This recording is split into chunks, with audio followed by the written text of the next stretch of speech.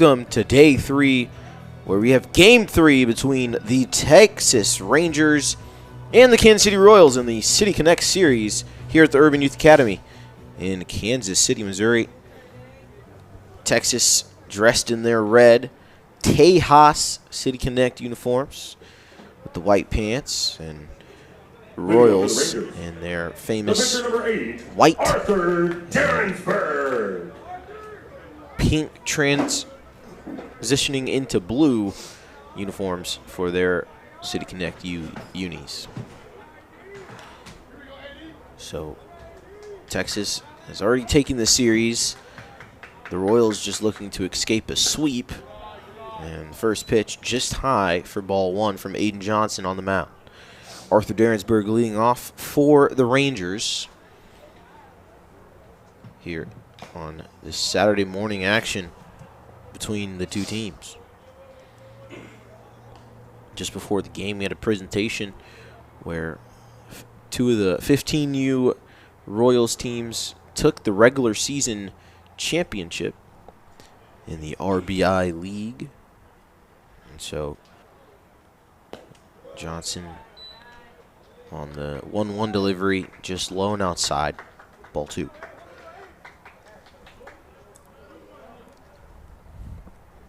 Two-one count on the leadoff batter.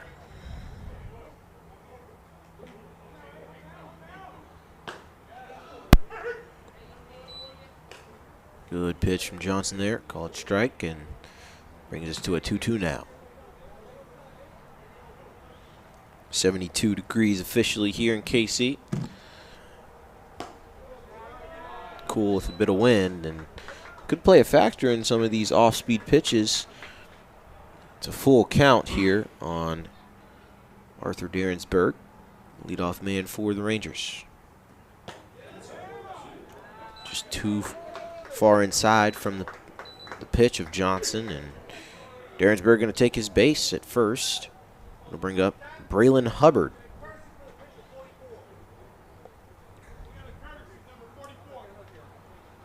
Courtesy runner Marlon Harris going to come on to run. For the Rangers, the third baseman, number 1, Braylon Hubbard.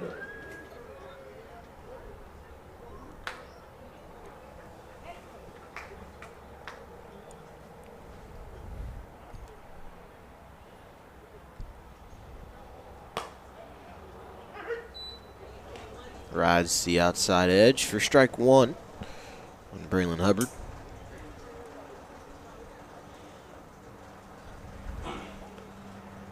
All 1 count. And the Royals looking to take notes from Diego Reyes of the Rangers, as he really controlled the mound yesterday night in that 10-3 win over the Royals. And just stopped the bleeding that the Royals caused with those 3 runs in the bottom of the 5th.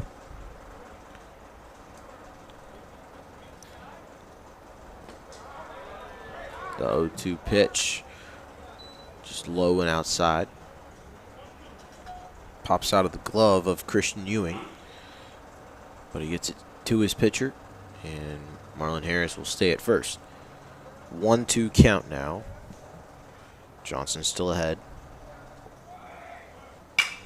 Runner will go. It's smacked but foul, and it'll land into the softball field over in the Women of the Negro Leagues field.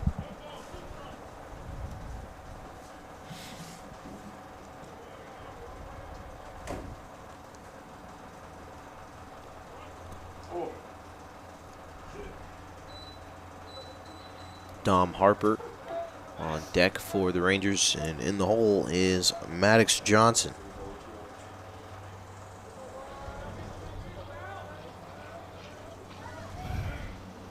Runner will go once again. Marlon Harris sliding safely into second as Braylon Hubbard struck out looking. Now batting, the designated hitter, number 12, Dominic Harper. So Dom Harper, the DH. This ball game for the Rangers as the only home run in this series came in the first game. A solo shot for him. And Harris going to take 3 after the pass ball got away from Christian Ewing.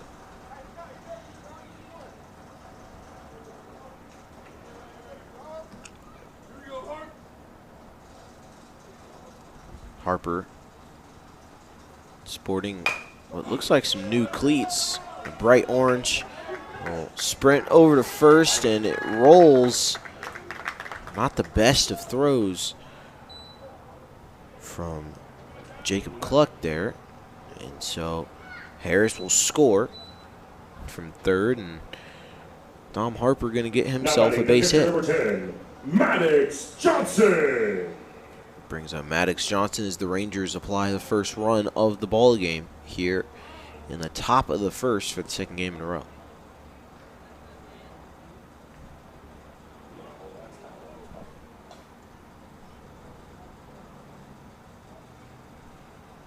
Swing and a miss on the first pitch, strike 1.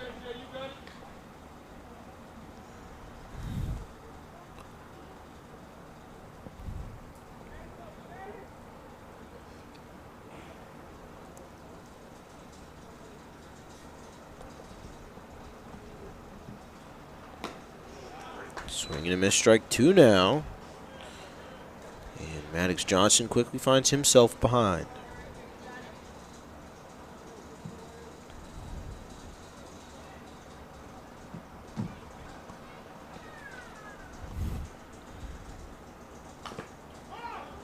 One, two, three there.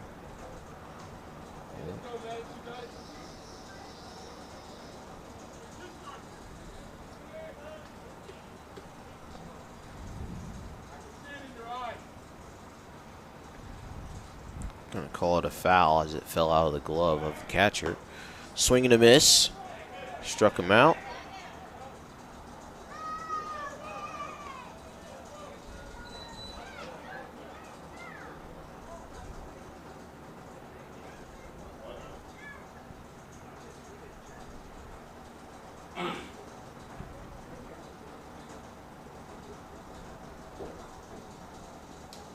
Johnson trying to plead that he tipped that ball with the bat. At the moment, there are 2 outs for the Royals.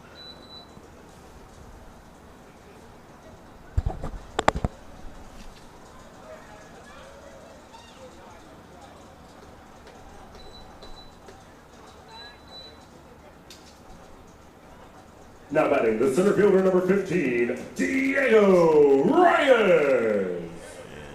They will confirm the strikeout. Gonna bring up Diego Reyes now.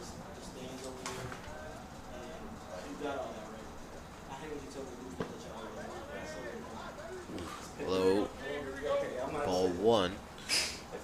Delivery from Johnson there. Diego Reyes at the plate though.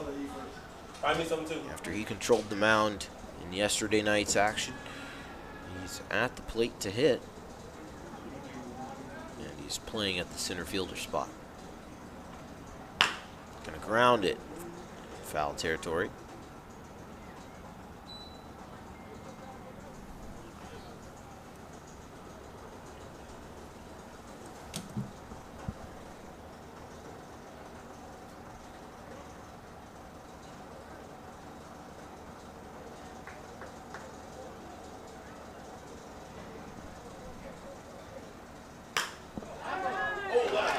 Great play from the first baseman of the Royals there. Braden Bolden to retire the side after the grounder he had to dive for. Didn't let it get past him. The amazing play for the final out. So that'll take us to intermission here in the first inning. We'll take a short break. You're watching baseball at the Urban Youth Academy, presented by Action Unlimited.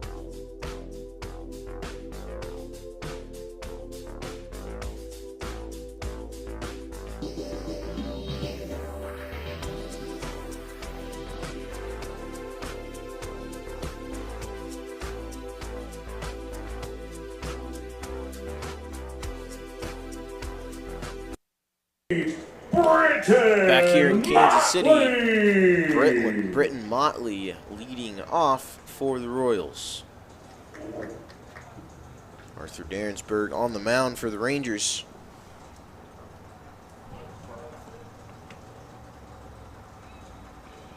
Looking to get a clean sweep on the weekend in this Fanatics City Connect series. And Britton Motley has a red, looks like Monarchs helmet he's batting with.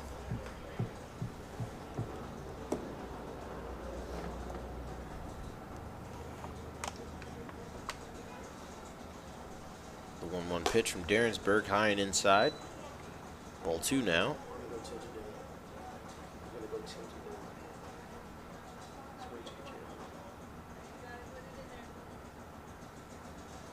Next pitch from Darinsburg is just high. So 3-1 is the count now on Britton Motley, who has this field named after his family. He's had some good defensive outings, but can't seem to gain the edge on the batting part of baseball here, and looks to turn the tide in this ball game here in this morning. Oh, he knew that was the pitch he should have swung on, and looks in strike 3. Now batting the catcher, number 11, Christian Ewing. You see the replay there, just not exactly the play that he wanted to make there. Almost too patient. And Christian Ewing starts his AB patient, looking in ball 1, high and inside.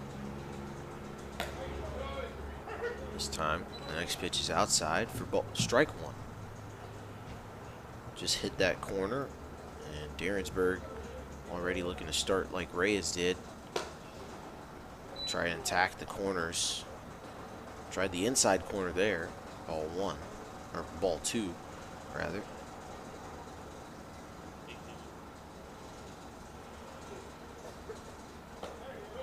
Great control on that off speed. Caught him swinging, and it's going to be a swing and a miss here from Christian Ewing. Strike 2 now. Going to be grounded on the 2-2 pitch. Paja Holt gets it over routine to Sherrod Brooks II for the second out. Now batting for the Royals, the pitcher number 16, Aiden Johnson. At the plate for the Royals now.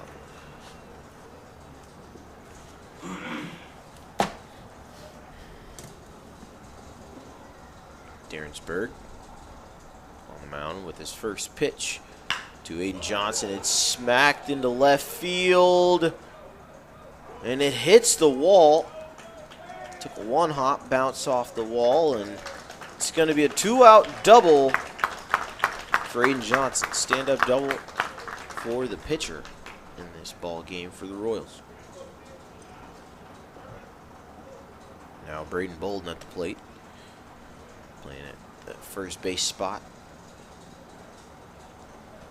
Man to come in, it's Chris Padilla to run now batting for Aiden the first Johnson baseman here. number 22, Braden Bolden. Braden Bolden at the plate.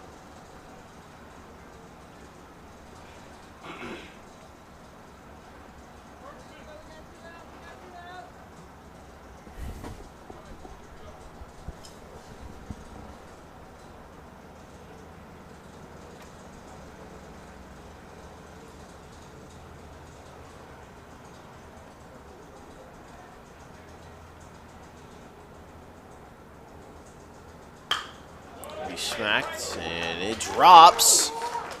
Diego Reyes going to make the throw to Sherrod Brooks.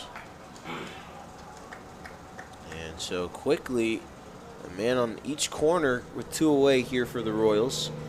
Sets him up in prime Now position. batting the shortstop, number 18, Theo Fisher. The shortstop, Theo Fisher, comes in a crucial situation here. Royals could either tie this ball game up with Chris Padilla over at third, or he could bring in another run if he chooses to pull or push it down the baseline. First pitch is high and outside on Fisher. Ball one.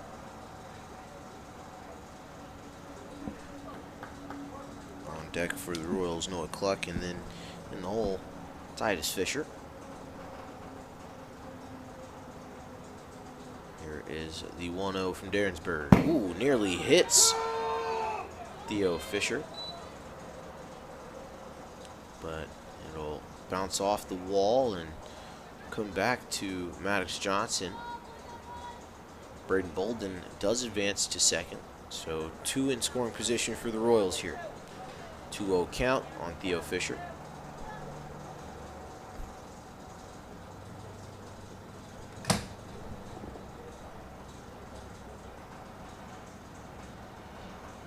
Here's the pitch. Ooh, it hits Fisher. I believe in the shoulder.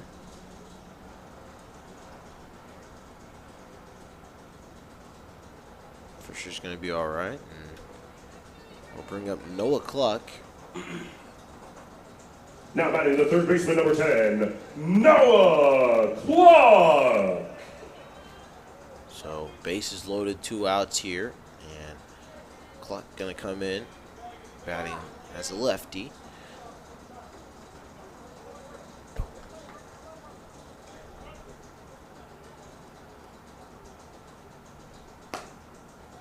High and outside, ball one.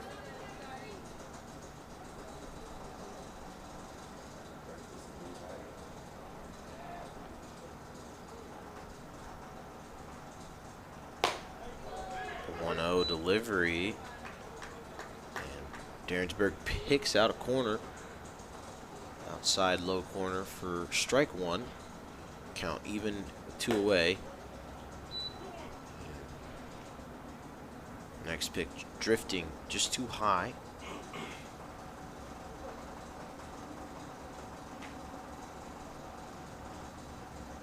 A bit inside as well. Derensburg's next delivery, a breaking ball that can't get it to drop. High and outside once again.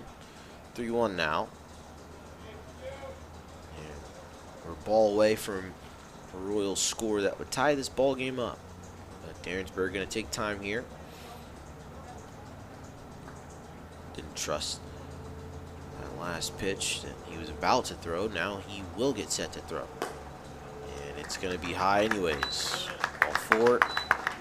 Run will score for the Royals. Chris Padilla comes in, tagging home plate. And so now it's going to bring up Titus Fisher. Now batting the right fielder, number 17, Titus Fisher.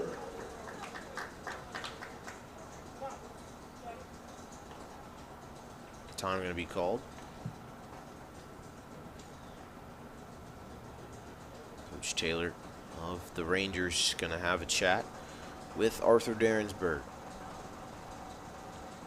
before he has a duel with Titus Fisher. Bases loaded situation with 2 away here. 1-1 the score.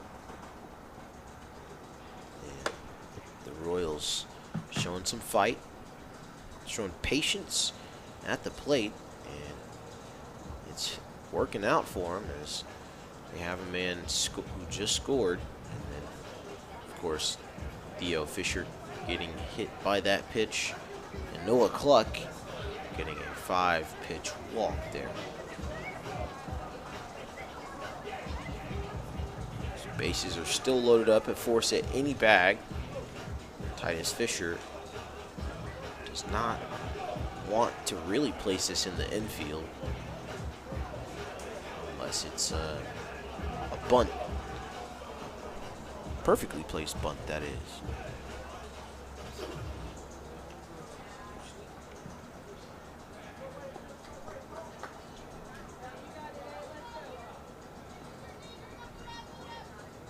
all even in the score. Here's the first pitch on Titus Fisher. Down the pipe for strike one. And it's a good start to this AB for Dariensburg. He wants to take control and really make Fisher almost overthink every swing takes as Dariensburg finds himself ahead. 2 strikes in the count.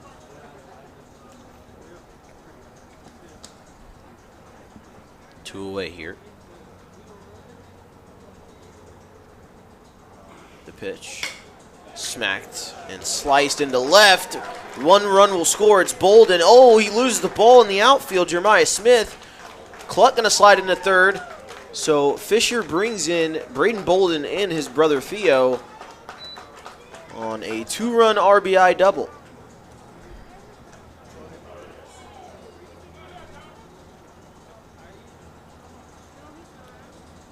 Or a 2-run RBI single, rather, and then the ball that was lost by Jeremiah Smith allowed him to advance over. Now batting the left fielder, number 12, Elijah Palmer.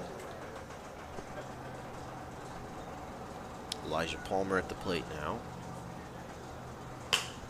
Palmer gonna smack a slicing pitch into foul.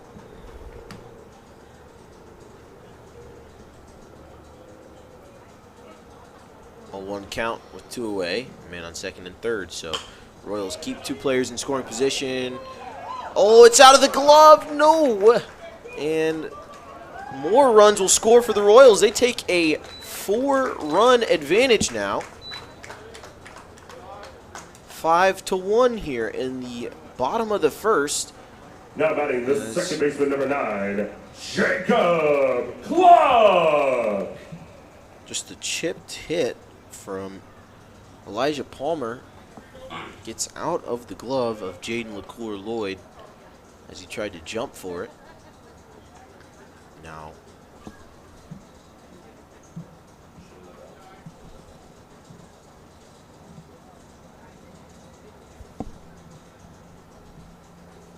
Jacob Cluck taking strike 1 there.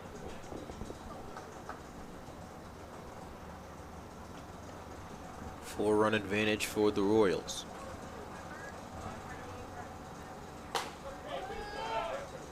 Just inside, ball 1.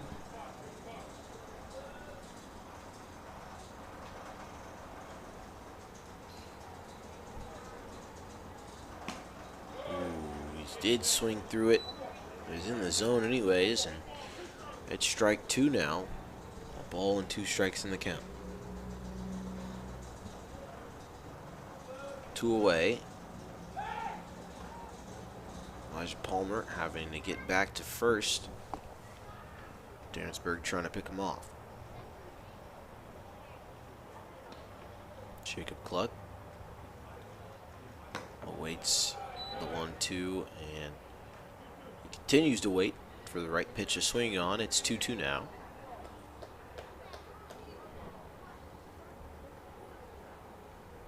Two-two delivery with 2 away. Swung on and into the glove. Maddox Johnson after light contact. So there'll be a strikeout to end the inning for the Rangers defense. They allow 5 runs in that first. Incredible Fanatics activations on the concourse. So we have the 1985 and the Royals taking a 2015 4-run Series advantage here trophies. in the first inning. A prize We'll take a wheel, short break here our at the Underneath bobbleheads, Academy and here the on Motley Forever Family Field, Fountains presented by uniform Action Unlimited. story.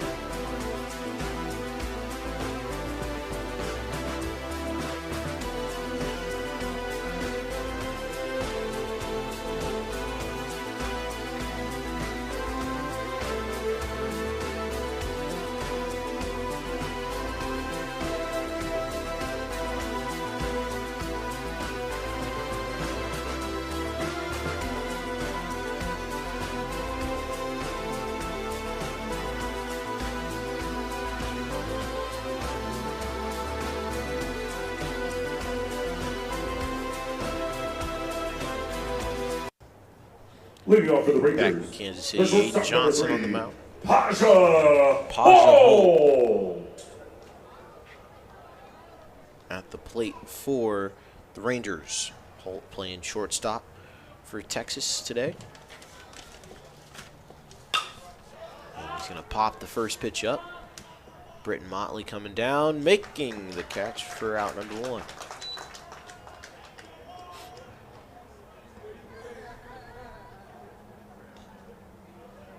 So, with this City Connect series, surely Texas has had a lot of time to connect. The Guys who have connected and played baseball all together in the younger days now meet up back on this Texas Rangers team.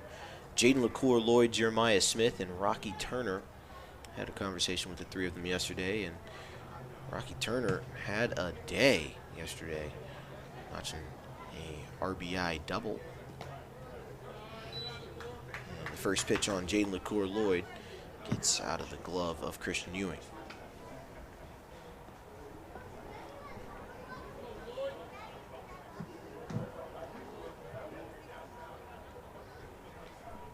The 1-0 pitch, gonna be grounded, gets past Cluck and Fisher. So he got past third and short. Rolled over to the left fielder, Elijah Palmer.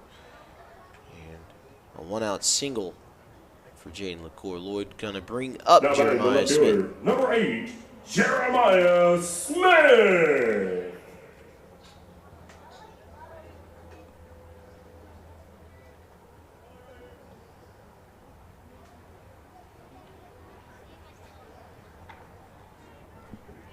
First pitch from Johnson to Smith. It's a high delivery. Ball 1.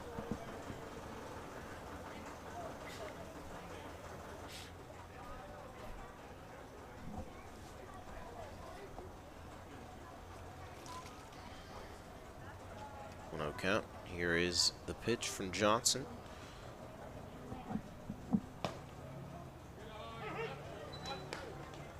Almost too low, but the ump able to call the strike there. 1-1 with 1 away. On deck, Sherrod Brooks, who has some power for this Rangers team. Could use it if Jeremiah Smith is able to get on base or even advance his man Pasha Holt. Or sorry, Jaden LaCour Lloyd.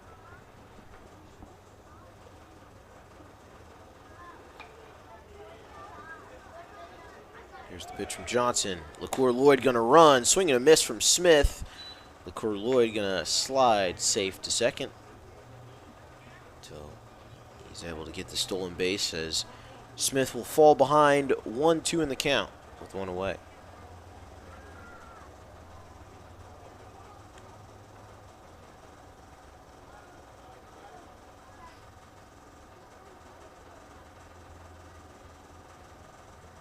Cluck shuffling, not going to go there.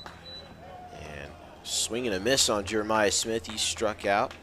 So it brings us to 2 strikes now, or 2 outs here in the top of the second. Got a replay. You just see the breaking ball from Aiden Johnson. No real reaction after the strikeout, but surely given a pat on his own back there as gets the early strikeout here in the top of the second. Brings us to 2 outs as went for a breaking ball, tried to curl it along that inside corner. Just too far inside. Couldn't get the right control down on Sherrod Brooks. 1-0 count, 2 gone. LaCour Lloyd on second. Bit of lead there. And a late swing from Brooks, able to get some weak contact on it. 1-1 the count with 2 gone.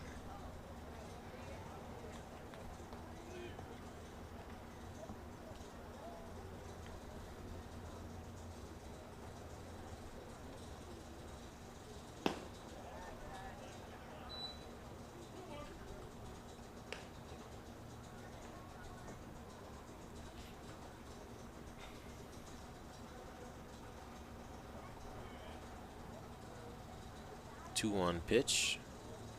Oh, Johnson gonna rest, step off the mound for a sec. 2-1 count with 2 away. Here is the pitch from Johnson. Ooh.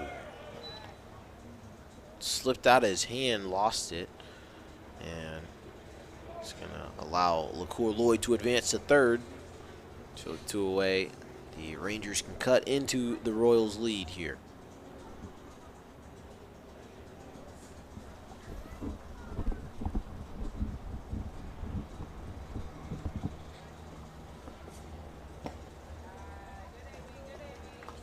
Just too low, so a walk on Sherrod Brooks II. Gonna bring up Rocky Turner Jr. Rocky Turner Jr.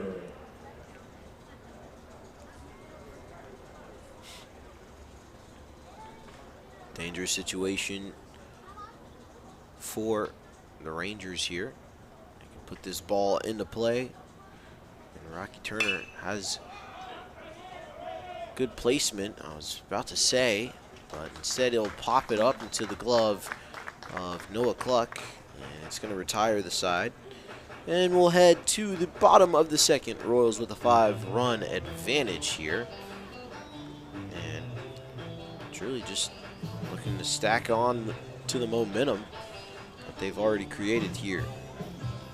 We'll take a break, and you're watching it. Baseball action here at the Urban Youth Academy, presented by Action Unlimited.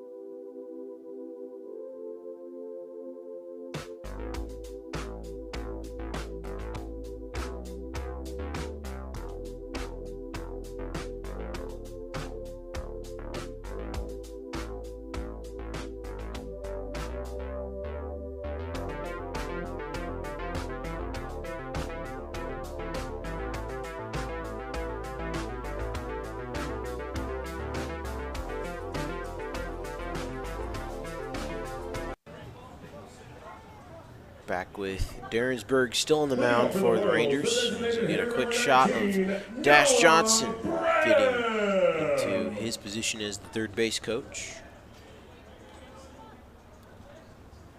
Leading off the inning for the Royals, Noah Brim. Pitched yesterday.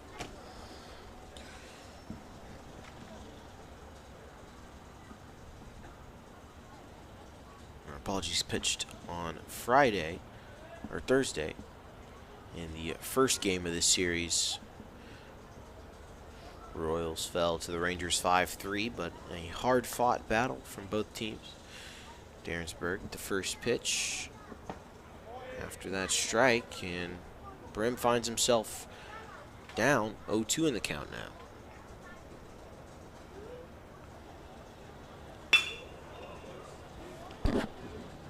Next pitch, he grounds it over to Paja Holt, and the throw in time to Sherrod Brooks II for out number 1. And we roll back around to the top of the order. Britton Motley.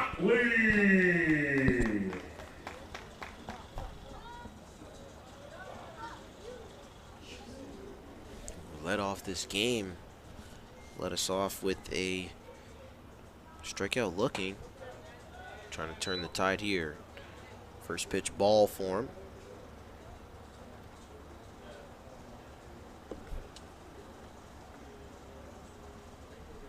Here's the 1-0 delivery.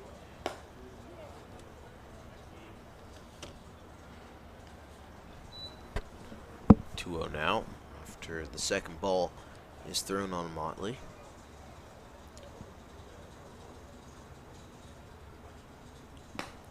Derensburg just can't get the control on these off-speed pitches. He's trying to hit the corners, and instead he's splatting all over and outside the corners.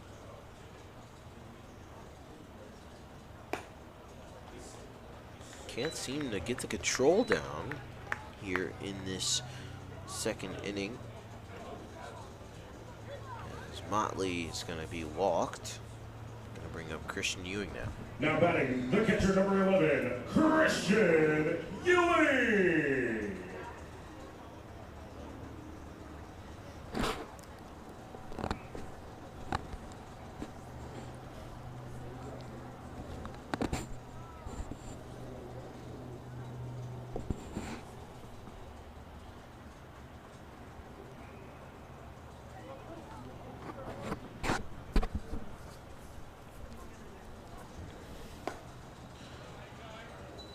Ball on Ewing.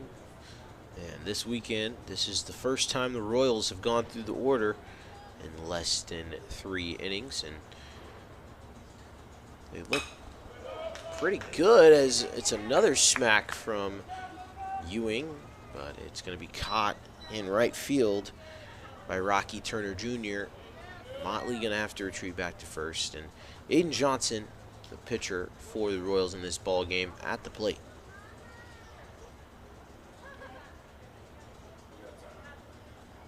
Time called here.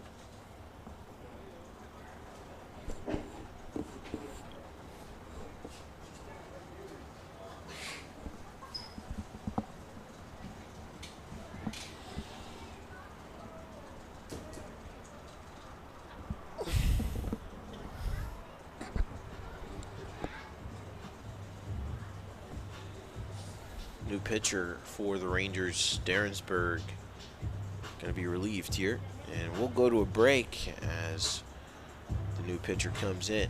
You're watching baseball here at the Urban Youth Academy, presented by Action Unlimited. Thank you for tuning in, everyone. We hope you like and subscribe and tune in to more baseball action.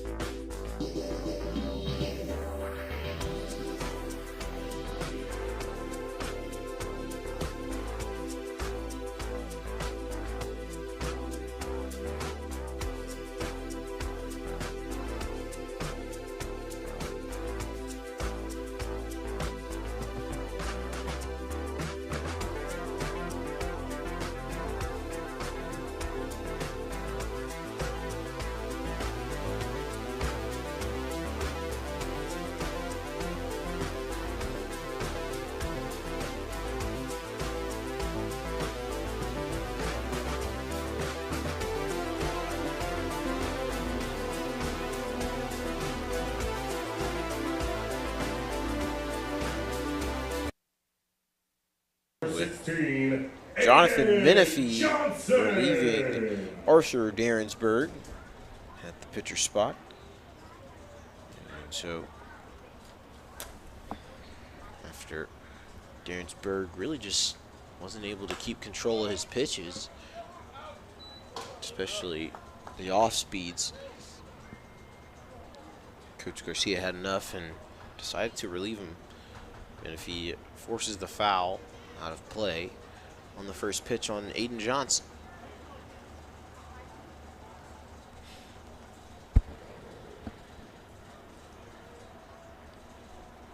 Menifee gonna step off the mound, adjust his pants just a little bit.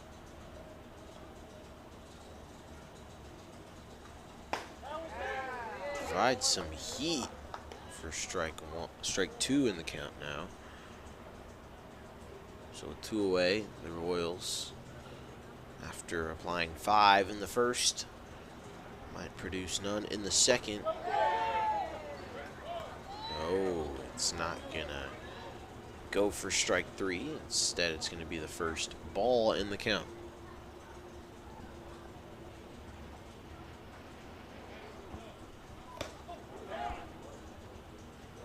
It's the helmet of Johnson, and so he's gonna head over to first.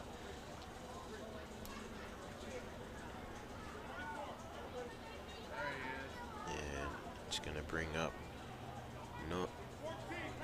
It's gonna bring up Braden Bolden, as Chris Medea gonna come back to be the courtesy runner for Aiden Johnson.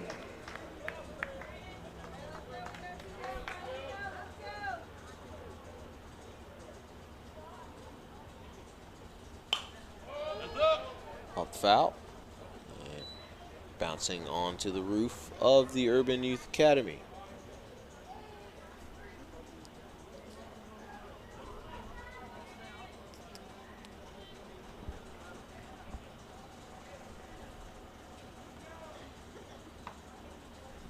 Swing and a miss. Strike 2 now on Braden Bolden.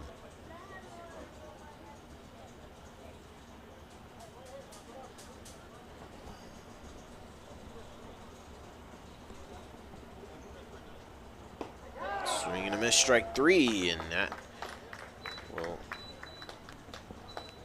check the replay there of an amazing strikeout to end the inning from Jonathan Menifee. Came on to relieve Dariensburg and relieved him. Oh, he did. Saved that inning from allowing any runs, as he had great control and just great thought process behind those pitches. Made it go low and outside. Knew that he would reach for it. Tried to swing on it and gets the final strikeout. So we'll take it to the top of the third with the Royals holding the 5-1 advantage.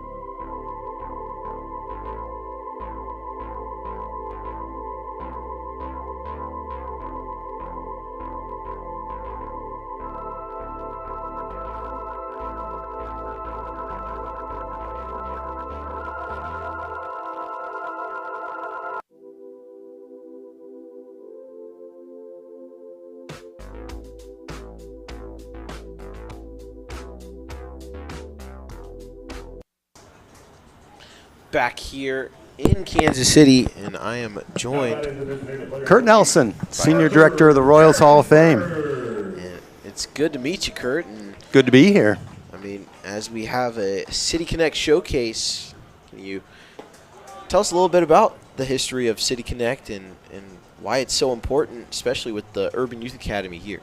Yeah, you know, the Urban Youth Academy, you talk about city, we are in Kansas City, in the core, the heart of Kansas City, where the Urban Youth Academy is located.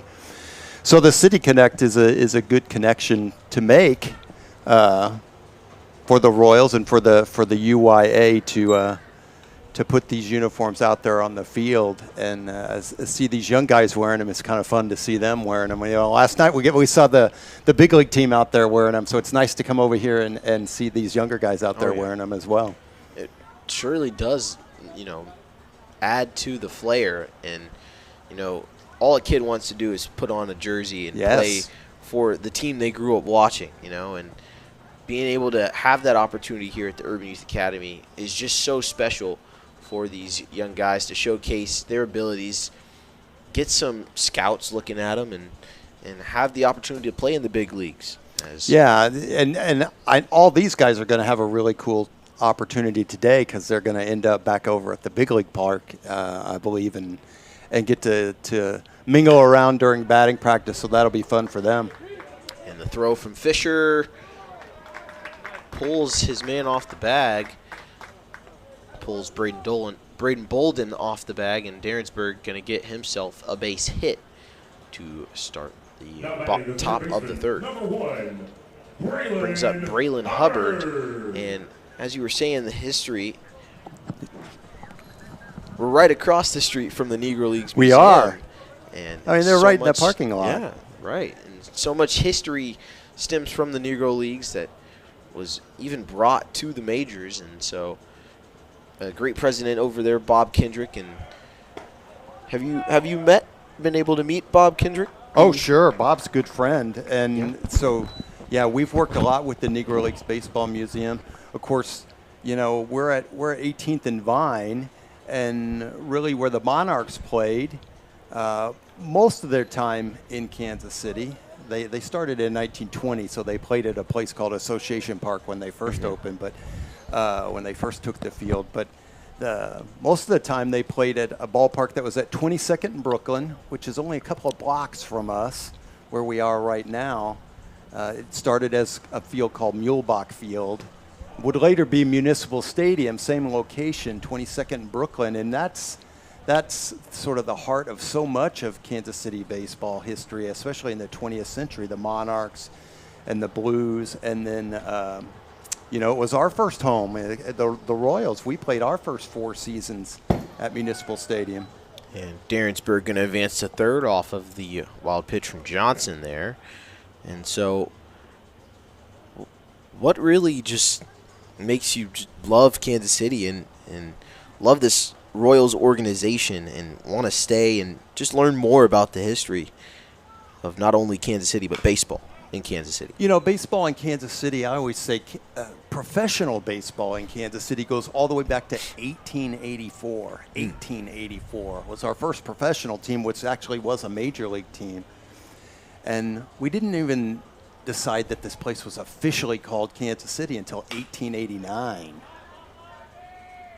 Popped up by Braylon Hubbard into the glove of Elijah Palmer, and Darrensburg going to have a little jog over to home to score the second run for the Rangers. So baseball in Kansas, we had baseball here before we knew what we were going to call the place. Yeah. So I mean, that's how far and deeply embedded baseball is in Kansas City. So as a person who's I wasn't born and raised in Kansas City. My parents were from Kansas City, but I've lived here for so long that I'm a Kansas Cityan now. So that's that whole feeling of how important baseball is to Kansas City, and really how important Kansas City is to baseball. When you think about all the history that has happened here, that's really one of the special things that brings everything together for me, to be able to be in this role, especially where we're celebrating history and chronicling history and those sorts of things. So it's always, Kansas City's just got such a great story. There's so many great stories that go along with Kansas City baseball. And an inside pitch. Tried to go for the off-speed, Aiden Johnson. Including Buck O'Neill. Buck, he's been gone. It's hard to believe he's been gone as long as it's. We're approaching 20 years, which is hard to believe because his spirit is so much around us all the time. But, he's sort of a driving force behind the Negro Leagues Baseball Museum and preserving that part of not only baseball history but American history. And, I'm fortunate enough to be old enough to have to remember Buck, and saw him at the ballpark a lot and talked to him a lot. And so that's a really special thing when we think about, especially in Kansas City, where we're transitioning a lot and doing a lot of things in the next couple of years. We're going to build a new ballpark, which is going to be closer to this area of town, which is more traditional for us. Hard. And then the Negro Leagues Baseball Museum eventually is going to move a little bit down the street into the old Paseo YMCA, which is another great story because that's where the Negro National League was founded in 1920. Yes. Was in the Paseo YMCA, which is literally just one block down from where the museum is now. So a lot of things are going to happen in the next 4, 5, 6 years that are going to really reinforce a lot of Kansas City baseball history. Preserving the history is something that is really just cherished in Kansas City, and preserving the history, especially here at Motley Family Field. They have one of their family members playing in center field, Britton How about Motley. that? Oh yeah, and surely a special moment for him. Oh, they got him for the out. Harper dove off of second and really just had too much speed going in. As we'll catch the replay here. You see he made it safely and then just really started that slide too late. Peeled off the bag, and taking advantage of that opportunity was Jacob Cluck. Got to stay on the bag. Oh yeah. Gotta stay on the bag. Because after you get to first, you can't step off. Can't step off. Can't come off at all unless you call time. So Maddox Johnson, the catcher, tried not to swing at it. Tried to check his swing, and it's called for strike 3, the final out of the inning. So we'll take it to the bottom of the third. Royals still with the lead, 5-2, similar to the loss that they took Thursday, that 5-3 narrow loss to the Rangers. So we'll take a short break. Kurt, please stay with us. We'll have more commentary and conversation when we come back from the break.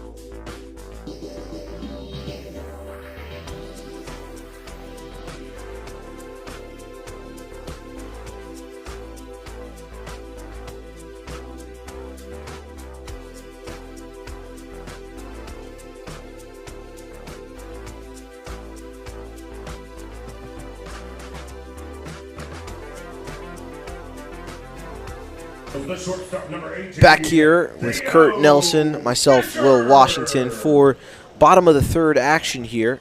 And over the break, we were talking about the World Cup and how he had to adapt with that. And I had an experience as a volunteer for the World Cup. I was a broadcast services volunteer, so I got to pass water to commentators and then really just watch the World Cup games. So I had a bit of a chillaxed summer. It was such a great event. I mean, it really was. I wasn't at any of the games, but I saw a little bit of Fan Fest because we did take some things down from the Royals Hall of Fame that was in a display down there, along with some of the other professional teams here. And so that was fun. The Royals certainly had a presence at Fan Fest. But yeah, it was a great summer in Kansas City, and You know, the one thing that stands out to me is I unfortunately wasn't able to be there. Yeah. But the Netherlands parade down Grand in Kansas City was just off the hook, and that really went around the world because I knew some people that were in Europe at the time, and they were saying that thing's getting played over here. So yeah, so many special things over the summer with the World Cup in town. Oh yeah, and I mean, the world champion Spain, we've had some world championships here, recently the Chiefs, and then back in 2015, our very own Royals won it. So about those World Series trophies, can you tell me a little bit about the history? Well, we brought them both out today, so they are here on site. It's interesting because the World Series trophies, you know, there was no official World Series trophy until 1967. Which for me sounds not that long ago. I was born in '68, so it sounds like a long time ago now for a younger person. It's like, gosh, that's a long time ago. But so there wasn't one before that. People would make their own, and that's really in '67. First one was won by the Cardinals, and they have that first one, and it was that same design. It was made by a company called Balfour, which is located in Minnesota. So it was the same design from 67 till 99. And so our 85 one is in that first version of it. So we have one of those, and it's distinctive and a little bit different from the one since 2000, which was designed by Tiffany & Company, which is a little more artsy. And it's silver. The older one has a black base and brass, and it's got all the team names. So some people have feelings about which era they like better. Right. But yeah, we're fortunate enough to have one of each, and it's always fun to take them out. The 15 one travels a little bit better. 1985, she's a little bit more of a finicky traveler, so she doesn't get out quite as much. But you know, this is bringing it here to the UIA. We'll definitely do that. Ooh, and Menifee trying to catch him with 2 straight pickoffs. Didn't even get his feet set before he turned around and tried to make that throw back to first on Theo Fisher. Cluck gonna bunt. Menifee gets it in the hand. The throw over to Brooks, good for the first out. So the Rangers trying to turn this game around, get the quick out, but Fisher in scoring position over at second. The brother of Theo Fisher, Titus, at the plate now. So they are fun to take out because people enjoy them, especially people that live through one or both of those. You can really see their faces light up. We always get the question whether they're the real ones, and that's always a funny question for me because of course they are. But yeah, they're really special. Had the chance to go to the parade in 2015 with my dad, and I mentioned yesterday that I was just on his shoulders, and I still remember that World Series parade. You know, the millions of people, and it was a special day. We got beautiful weather that day, November 3rd, 2015. And now, 11 years later, I'm a Cardinals fan, and it's just like 11 World Series to the 2. But it's when you don't win as much, it just makes it feel so much more special when you get the win. It is. Those World Series, that when you get a chance to win a championship, that's the ultimate goal. Right. So those memories last forever. Outside pitch from Menifee. Not there for ball 1. So a 1-2 count with 1 away.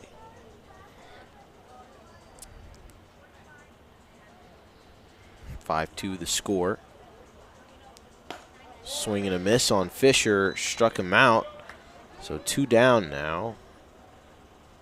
And now batting the left fielder, number 12. Bring up the left fielder, Elijah Palmer.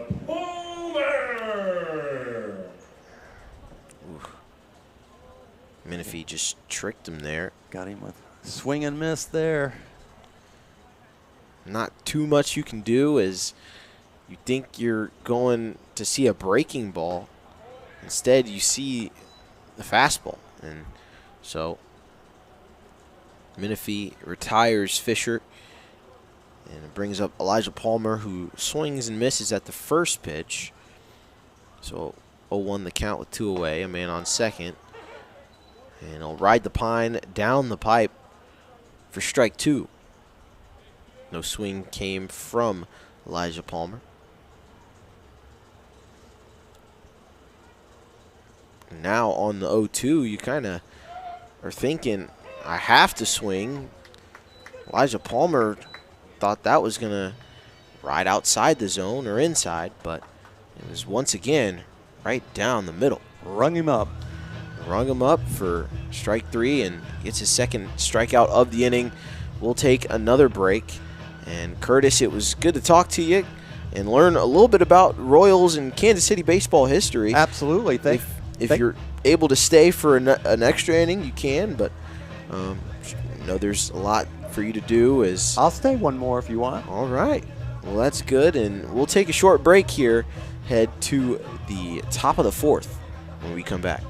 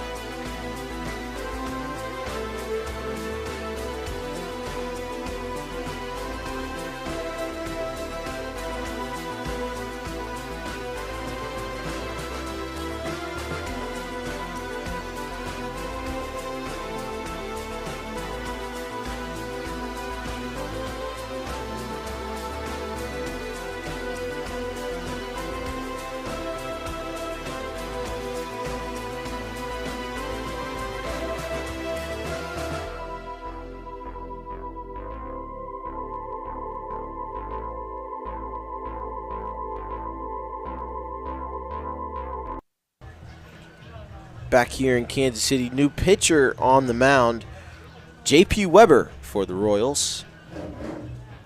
And Diego Reyes is going to be his first batter that he'll face. Diego Reyes. Now, Diego Reyes had a dominant and controlling performance on the mound. And Curtis, who's really just been your favorite pitcher over the course of Royals history? Well, there's been so many of them that have been fun. You know, I go back a long way in Royals history. So, some of we were talking about Reyes here. He kind of comes sidearm. And it's going to drop into shallow left field. Fisher tried to extend for it, but it's going to be a base hit for Diego Reyes. Which is a little bit different, but, we for so many years, we had Dan Quisenberry, who was a real submariner down underhand. And it's always fun to see a funky delivery a little bit. Oh, yeah, for sure. So one of the great pitchers in Royals history that I think a lot of people forget about is Kevin Napier, who was really one of the best pitchers in the major leagues in the 90s. And I think people forget about him some, but he was a fun guy to watch too, because he had a sort of a funky delivery and would fall off the side of the mound, and but he had devastating slider that would just get people, and he was a different personality. He was a left-hander in a right-hander's body. Looks like he tried for a two-seamer there, but not gonna go. Ball 3 here on Paja Holt.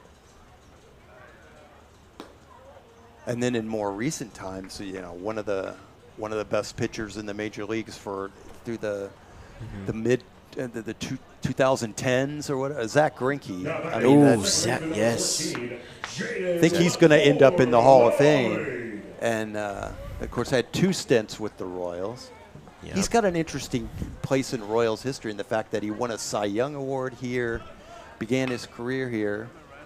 Let's see what we get here. Oh, they missed the throw to third. Diego Reyes going to score. Paja Holt safe. Had a good opportunity to get the lead runner there, just couldn't quite get the throw down. Yeah, the throw made Cluck lean off the bag, and then it just got past him. Bounced off the fence. Reyes scored.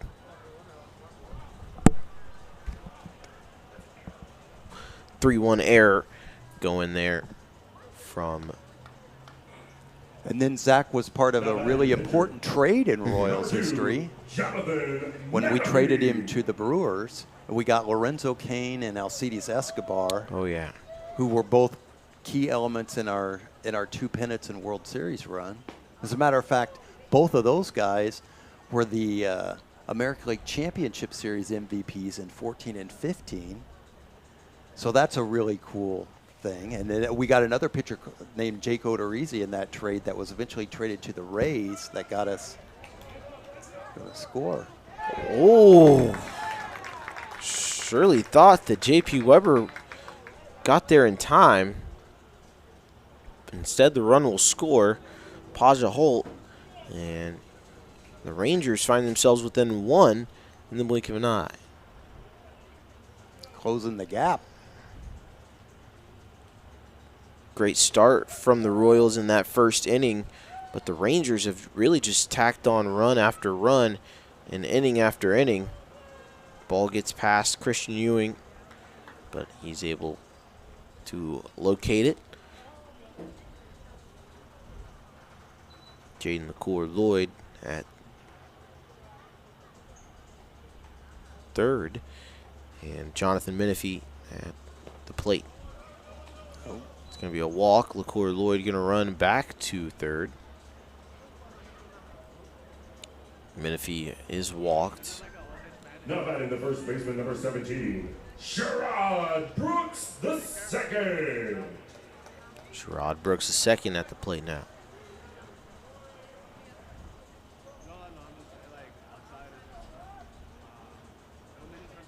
Brooks looks to show off some power in this AB, but the first pitch inside and at the legs. Menifee will advance to second.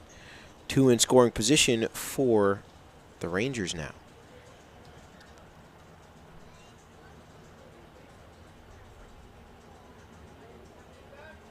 And you mentioned Lorenzo Cain in that Brewers trade, and he certainly is my favorite Royals player. I'm not sure if all time, because I do like Yordano Ventura. Yes. Rest in peace. And then Jonathan Cueto. My mom used to call him Cueto the Tornado. And, I mean, she just loved the way he pitched, and she always was in love with that 2015 Royals team with Escobar, Dyson, the little knuckle roll. Yeah, revving up. And, of course, Alex Gordon. Moustakas is just such a amazing team. Yeah. It was a fun team, and it was a little bit different team in the fact that, we didn't have a lot of power per se, but we'd put the ball in play. Keep the line moving was here we come. Wood gets a nasty roll, and so Ewing had to locate it. Oh, Marlon Harris. Oh, look, Marlon Harris trying to run here. I think Reyes might be hurt there. Yeah, he's been grabbing at that elbow. Oh, J.P. Weber, yeah. So J.P. Weber on the mound, shaking that left arm.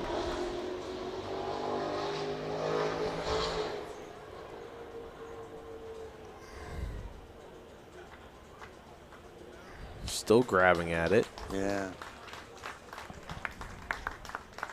Hope he's all right there. Oh, yeah, for sure. And it's good for Dash Johnson to see that and make sure that he gets his player off and keeps him from getting injured even more than what might already be. And so we're going to take a short break as Cam Washington is going to check in.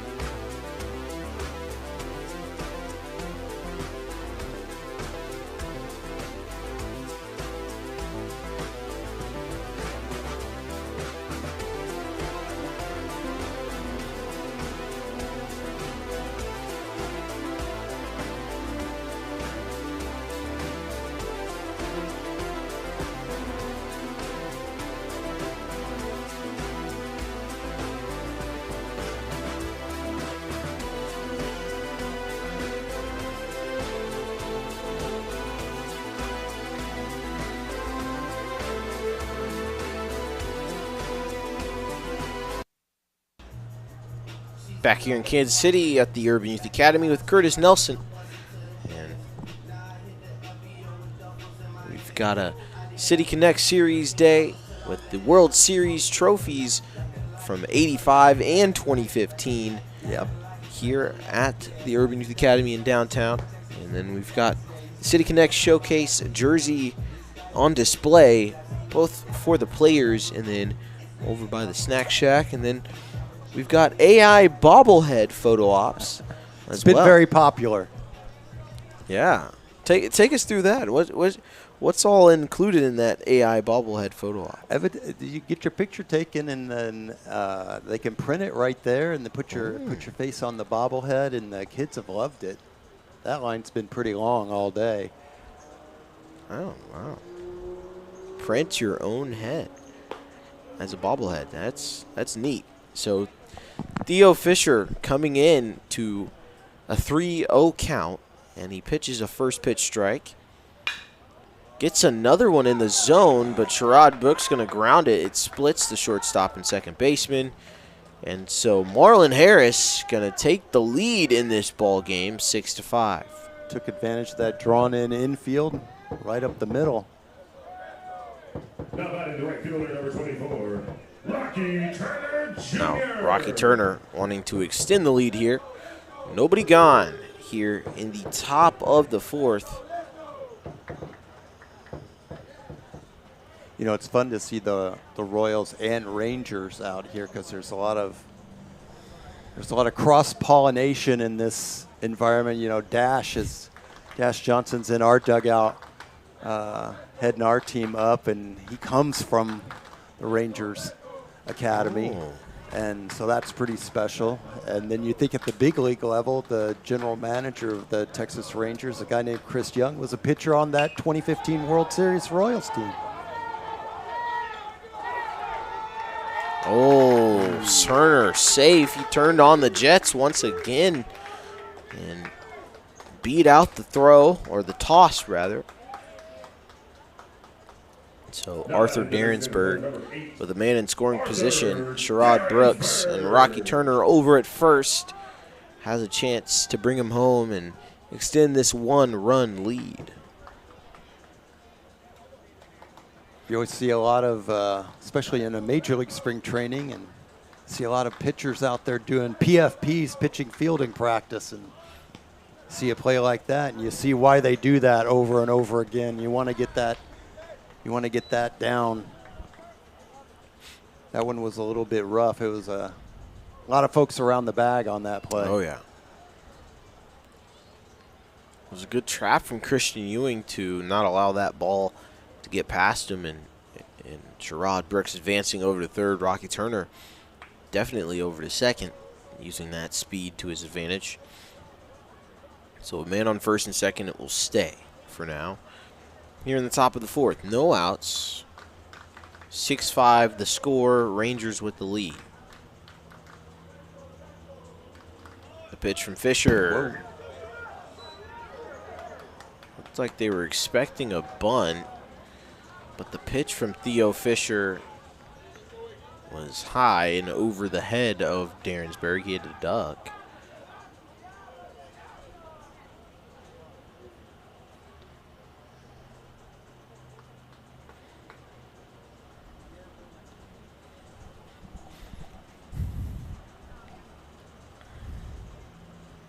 So now the Royals find themselves defensively in a tough situation. No outs, a man on third, second, and Arthur Dariensburg, who has been a dangerous hitter, at the plate.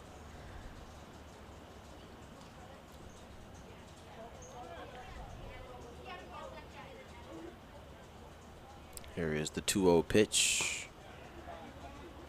Not swinging through it, and it ended up being an inside and high pitch for ball 3 now. Bases loaded, looming here.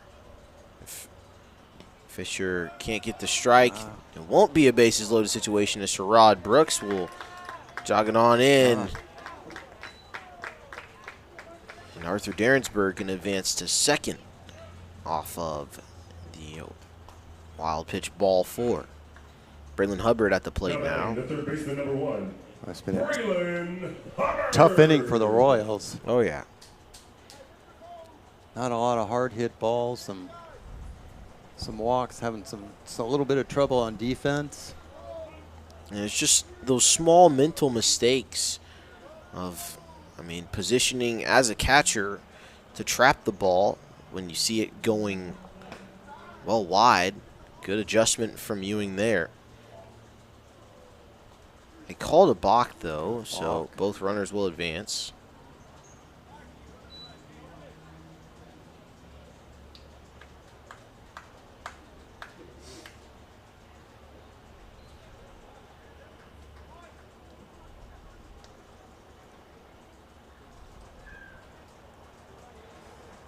It's a good learning opportunity. Umpires trying to give that explanation.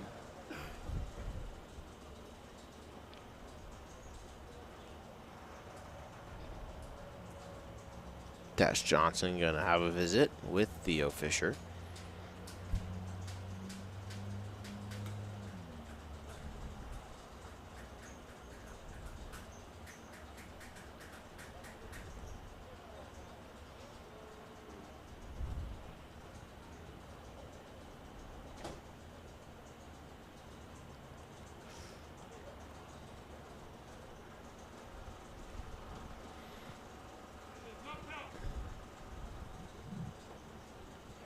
So after finding themselves in front for 3 innings, the Royals now have lost their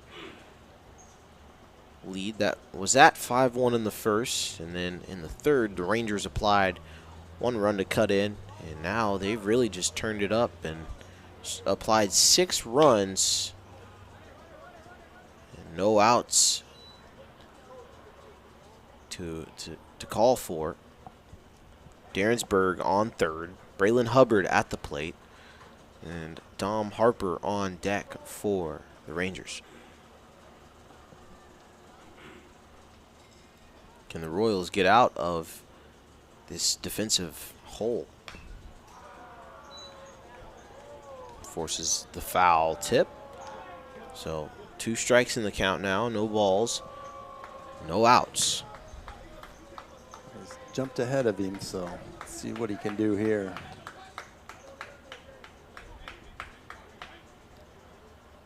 Ooh. Just a bit inside there from Theo Fisher. 1-2 the count. Hubbard will call time. Rangers dugout getting noisy. Just trying to throw Fisher off.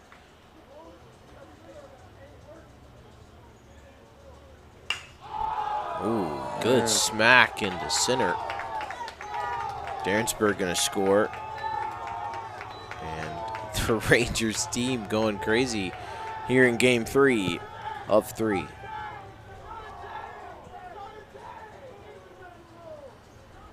Energy's definitely on the third base side at the moment, that's for sure. Oh, yeah.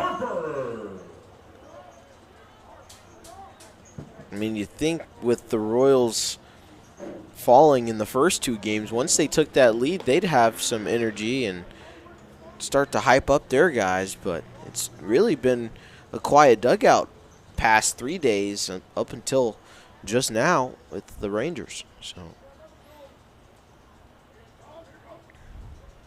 Dom Harper at the plate. Menifee or Hubbard gonna run. Harper gonna get hit in the back, and that's the second time this ball game he's been hit in the back.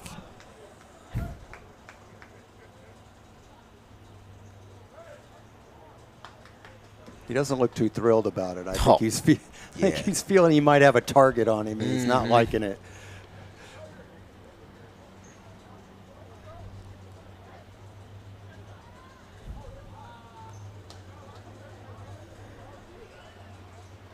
Marcus Bond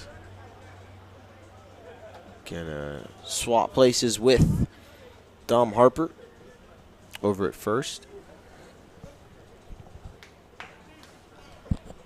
Now batting for the Rangers, the catcher number 10, Maddox Johnson. And now the catcher, Maddox Johnson, at the plate. Man on first and second for the Rangers. 9-5 the score. No outs still here in the top of the 4th. Runner will go.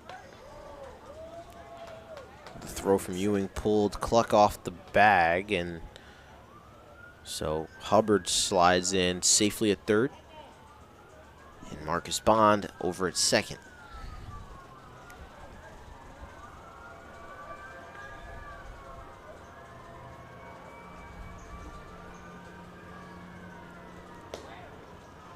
Swing and a miss. Strike 1 now.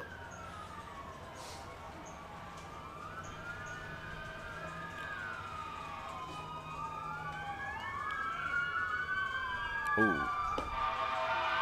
Steps off the plate. No pitch there. And if you're talking to someone who's probably coming in from the Arlington area, what's your recommendation on Kansas City barbecue? Oh, my gosh, you're going to get me in trouble if you start asking that. Uh-oh. And that is a Texas barbecue swing there. It definitely is. Into left field. It'll score both the runners on base, and it's a 2-run RBI stand-up double for Maddox Johnson. But, you know, in Kansas City, you can go to a good place 30 straight days in 30 different places. But so it depends on, sometimes it would depend on somebody's particular, what do you want? What type of barbecue do you want? Yeah. What do you, if you want burnt ends, which is really a Kansas City thing. That's sort of one of our big contributions to barbecue, or brisket or ribs, or you might go to a different place for different things. But there's all the old favorites in Gates, and of course not too far from here, Bryant's, one of the originals. Arthur Bryant's. You gotta go there, and Joe's Kansas City is very good. Q39, LC's, which is really closer to the ballpark, is one of my favorites. A little smaller joint, but really good. LC's hamburgers and barbecue. Yes. Even though they're not owned by the same company, those are two of the best of their category. LC's Barbecue, one of the best barbecue spots in KC, and LC's Hamburgers on Berry Road, some of the best hamburgers in the city as well.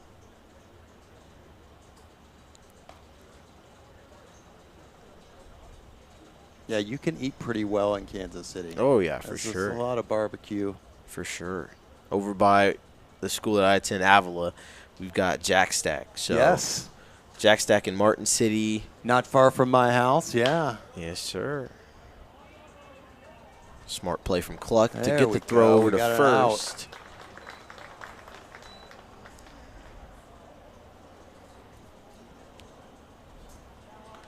So the first out of the inning for Now batting for the Rangers, the Royals. the shortstop number 3, Paja Holt. Jacob Coleman over at third. Paja Holt at the plate.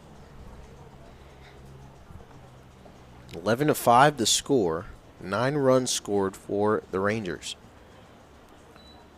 You know, talk barbecue, there's so many places that have a reputation. You know, Kansas City, I would say.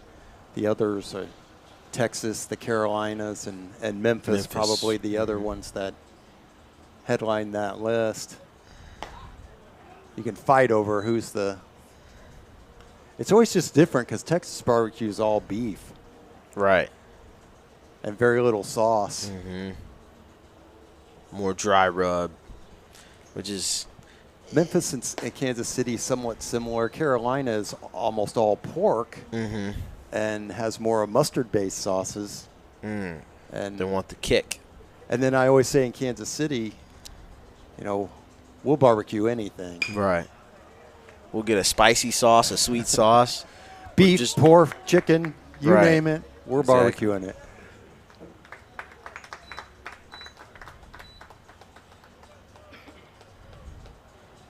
Yeah, I grew up in Kansas City, so I always thought if you barbecue anything. Like you barbecue ribs, chicken, pork, something? Steak, Now batting the or not second steak, baseman, but number 14, beef. And then, I hear about Texas barbecue, and it's like all beef. And I'm like, It's almost you don't have all beef. barbecue chicken at all? And he's like, barbecue chicken? What?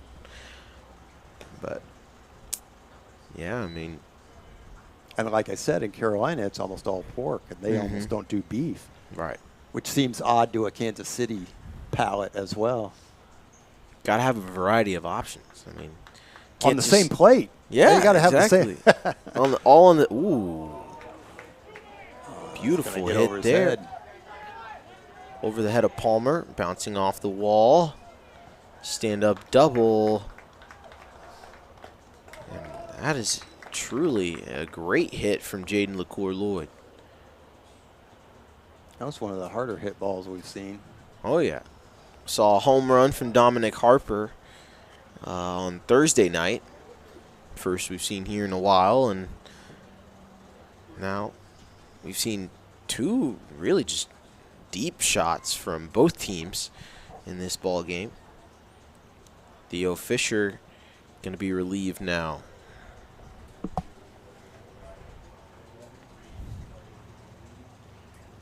Number 3.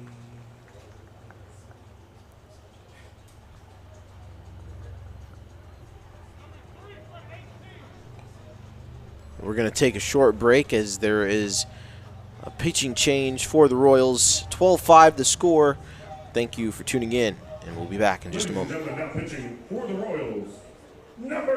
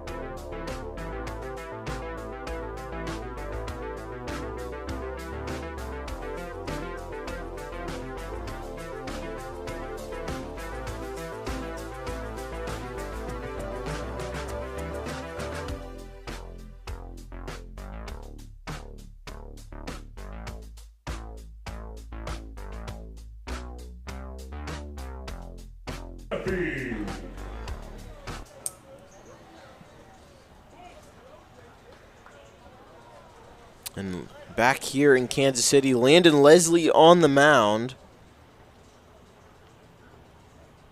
Jonathan Menifee at the plate. Menifee, the man who came on for Arthur Darrensburg to pitch. And he's had an unsung performance. There we go. Got a chance. There you go. Solid play. Good play there from Cluck to get it over to Johnson for the final out.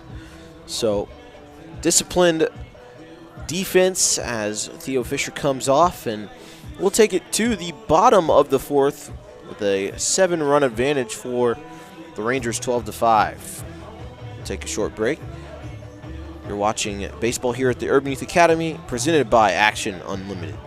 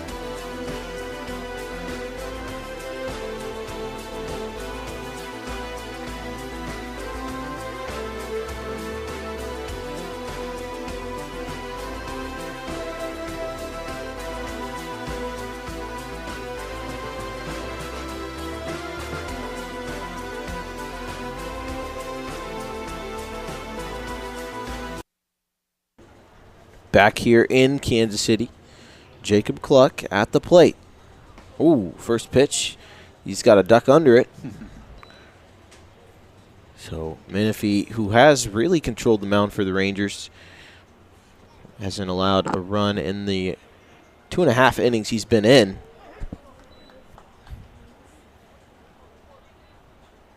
Gets the first strike in the count after the high ball. This time it's just a bit outside for ball 2 now. 2-1 the count.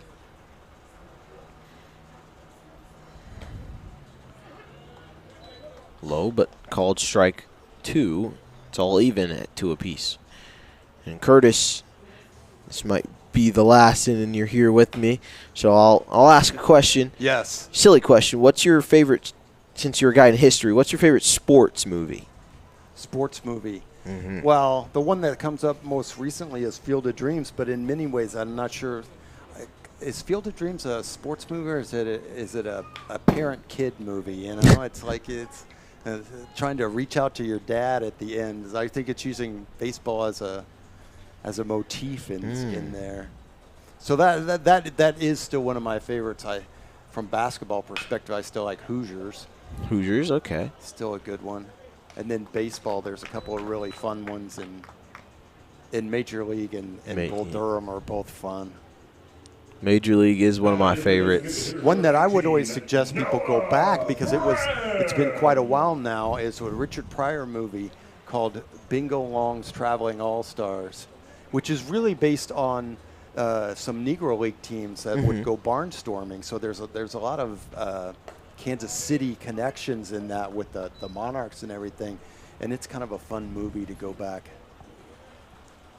First pitch on the designated hitter, Noah Brim, called a strike. So is the second as it hits that inside corner. And Menifee really just trying to paint that inside corner like Diego Reyes did yesterday. And they call it for the strike. Noah Brim swung through it. And they go back around to the top of the order.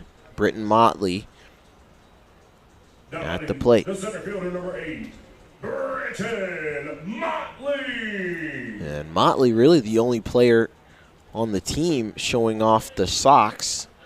As you see the pretty purple and pink City Connect socks. I believe they might start blue at the foot. At the foot, yeah. Yeah.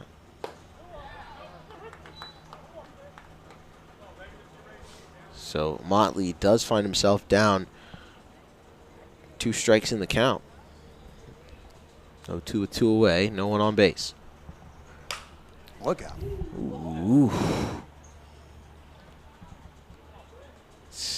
Popped foul, and that was in great danger of hitting somebody sitting down. Head on a swivel. Head on a swivel. Motley continues to keep it alive with the foul tip there. It's fun to see a Motley playing on Motley Field. Oh, yeah. Family has a great connection, obviously, with Don Motley and being an umpire in the Negro Leagues.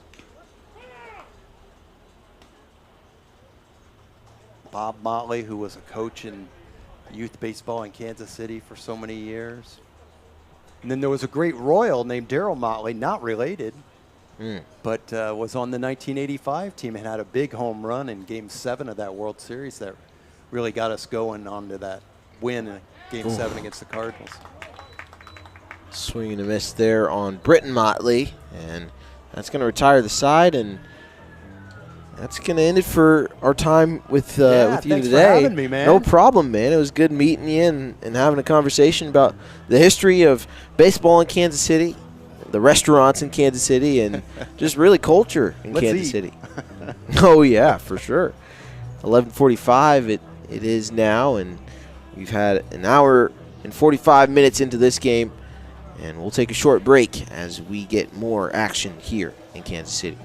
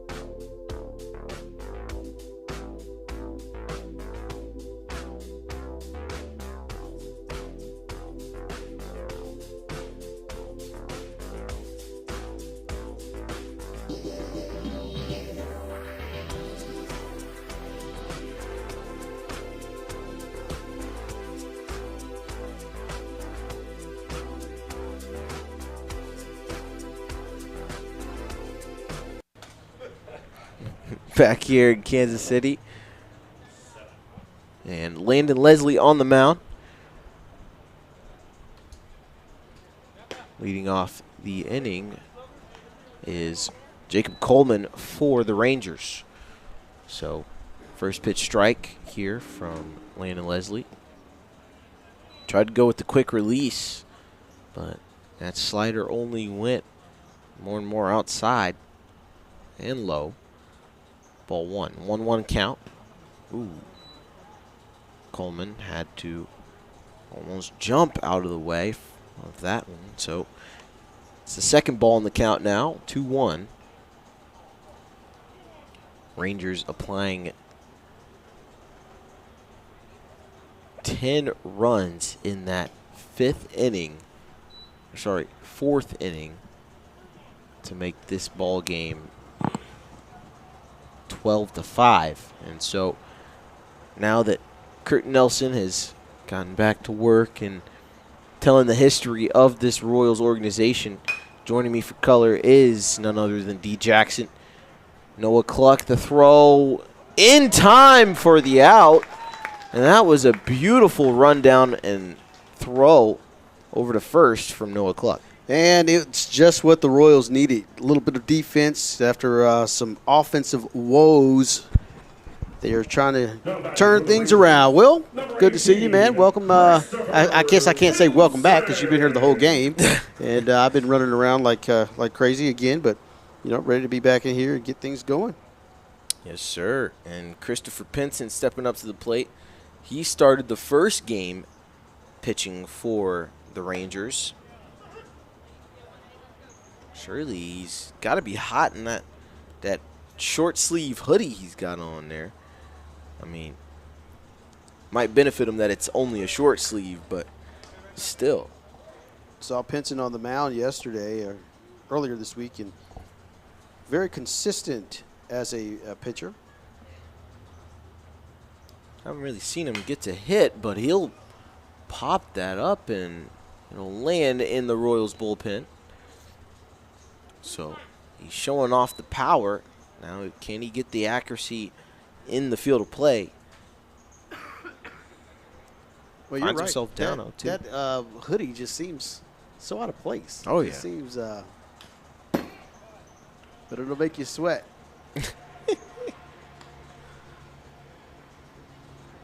It's not really cold either. No. It's starting to warm up a little bit. It's about 78.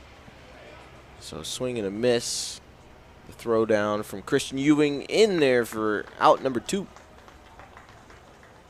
So Arthur Darinsburg at the plate now. Last chance for the Rangers to muster something up in the top of the 5th inning here. They do hold the 7-run lead. Darinsburg.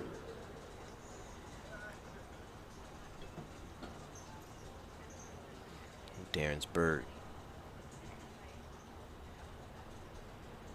Eye to eye with Landon Leslie. First pitch good for strike 1 along that inside corner.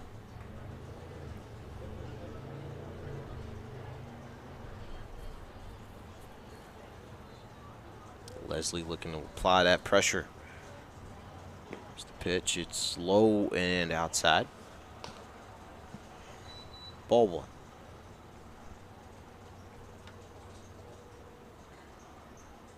Next delivery. High. Ball 2 now. And what we've really seen from these Royals pitchers is that they started out good on the first few batters, and then they start losing their control early. Almost like they're almost throwing their arm out. As you saw, J.P. Weber, he went out early with the left arm injury on his throwing arm. And so what can these pitchers really do to really keep that control but not really throw out their arm? One thing that people don't realize is one way to take a lot of stress off of your arm is to really condition your lower body. When your legs are in shape, that's why pitchers have to run poles.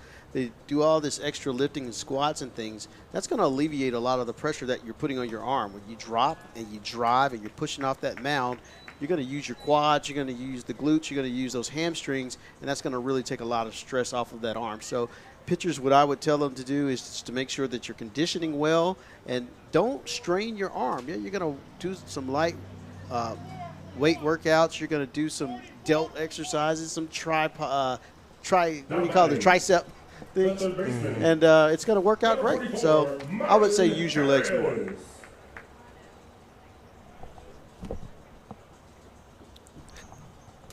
Marlon Harris at the plate now.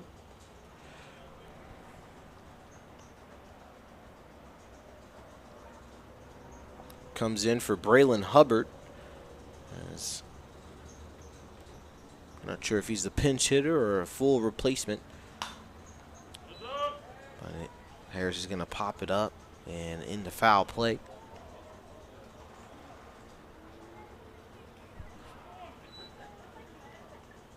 One count with 2 away.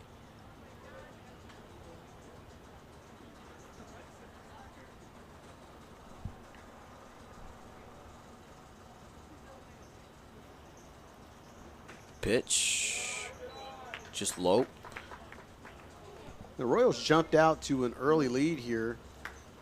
They gave up a run in the first inning, but came back to score 5 in the bottom half of the first. And just haven't been able to string together a lot of hits and things, but the defense really going to have to turn it up right now because they've got a lot of ground to make up here as we're at the halfway point of the game. And we've seen over the past couple of days, the Royals will have spurts of, good offense, good defense, but they just can't keep it together for a consecutive period of innings. So if they can just find a way to do that within the next 3.5 innings, then they could very well take this game and leave with something rather than the Rangers leaving with a sweep.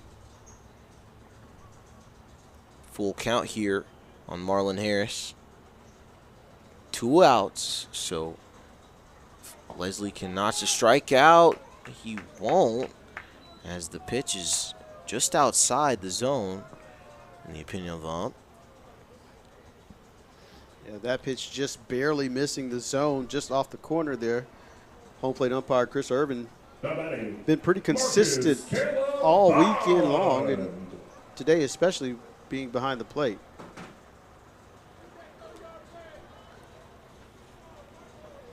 Marcus Bond now at the plate. Drops low.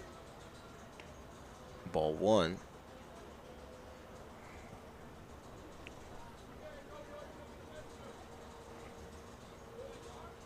Man on first and second with 2 gone for the Rangers to deal with. This time it's in for strike 1. Ball and a strike in the count with 2 away. Swing and a miss, strike 2 now.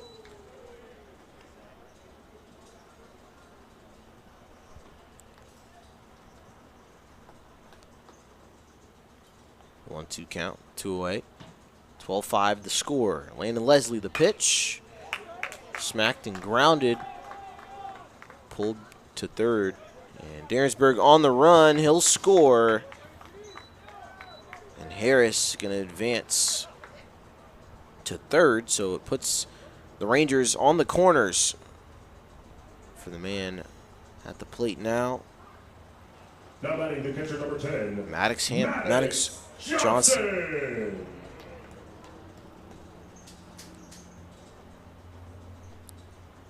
Maddox Johnson the catcher, and on deck is Diego Reyes.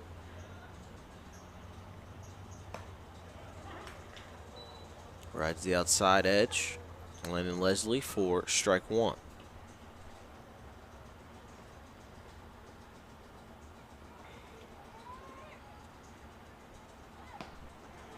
Swing and a miss. Strike 2 now on Maddox Johnson. 13-5 the score here in the top of the 5th. Just too far outside and low. First ball in the count. here on from Landon Leslie to Maddox Johnson. Man on the corners for Texas in their Tejas City Connect uniforms. What is your take on the City Connect uniforms? Are you a fan of the personality behind them? I am. I love adventuring to new uniforms. I supported it in the NBA. When Memphis had their uniforms, because I mean I was a Grizzlies fan when I was a kid. I don't know why. Probably Vince Carter, probably Mike Conley. I can't really tell you why, but I was a big Memphis Grizzlies fan. And then once John Morant came in, I drifted away from it. So gotcha. But I like those uniforms. I like the color rush in 2016 when the NFL implemented that. Oh my goodness, that was a powerful hit. And then the City Connect, when they first did it, I thought the uniforms looked great. And then this year, I think some of the teams got a little lazy with their City Connect uniforms, but I still think it's a great great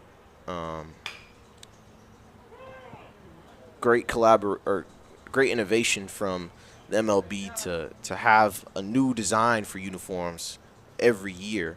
But I think if the fans like the uniforms of the last year, just keep it, you know. But the Tejas for sure, I love that. These kits for the Royals that they're in the white, it's grown on me, for sure. I do like the Navy uniforms as well though. Okay. So, but yeah, the pink to purple to blue, it was kind of just like why at first, but as I really just looked at the jerseys, it's really grown on me. As the bases will load up for the Rangers here, but yeah, I mean, I like the font because it resembles the fountains. Because Kansas City, you know, is the city of fountains, so the striped font, I appreciate that. And then just the colors, I don't understand the colors still, but they are pretty colors. Well, there's a chart and a thing over here that they've brought, and they talk about the color flow and the heart on your sleeve, the hidden keys, all the little special things. So if you are out here today, you can stop by, and it'll explain all the different things with the color. Oh. And the jersey's name is the Forever Fountains. Forever Fountains, okay. Huh. That's actually a very creative name and really idea. Yeah, no question about it. Surprised to see a throw down to first base with the bases loaded, trailing 13-5, but nonetheless trying to make something happen. And that aggression can be paid off. Ooh, ball gets past the catcher, but all the runners are going to hold up. Into play. It's a 3-0 count.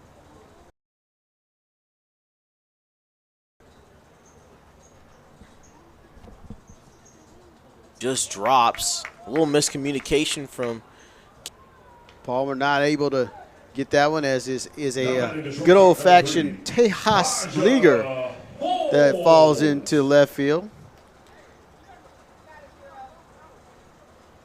That's going to add more runs to the scoreboard for the Rangers.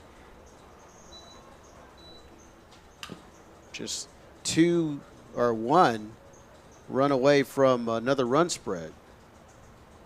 So the Royals going to have to turn it up in their half of the frame. Paja Holt at the plate with the bases loaded. 2 outs here. Ooh, swing and a miss. Leslie able to pull the string on that one, that off-speed pitch. It looked like Paja Holt was trying to pick his poison. Adjust there and was able to get a foul ball off of it. Keep this AB alive as he falls behind 0-2 in the count.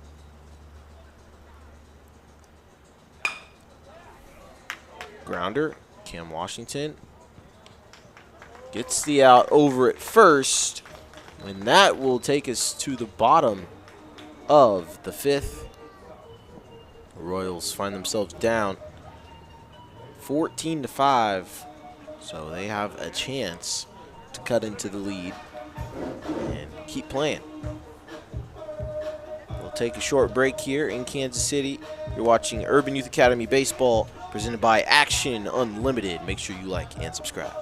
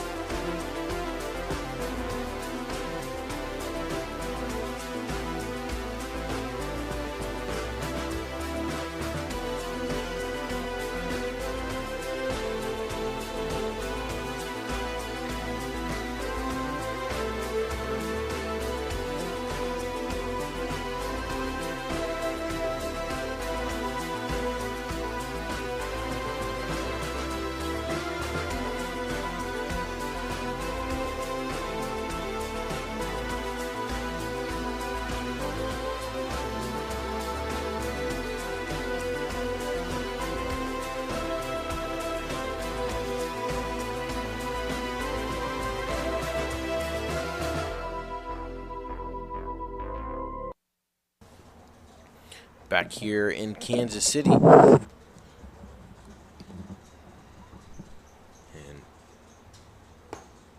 Minifree still on the mound.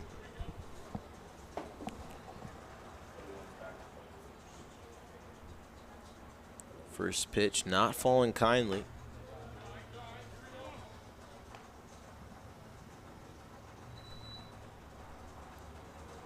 One count. Nobody gone, as it's the leadoff man here. And he'll swing and miss at the next pitch. Now he's down 1-2.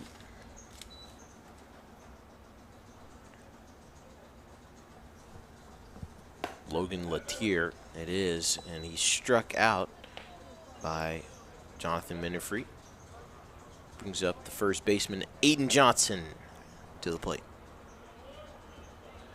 Now batting, the third baseman, number 14, Chris Padilla. Tommy Tolbert, Royals youngster, is taking some pics with some of the Royals RBI players out in the common area to the right of the field. And a lot of popping circumstances going on today here at the Urban Youth Academy. It's good to see this type of atmosphere. A lot of good things going on here, a lot of positivity. Members of the media all out here. Cam Washington at the plate for the Royals. Jonathan Minifree. Pitch down the pipe for strike one.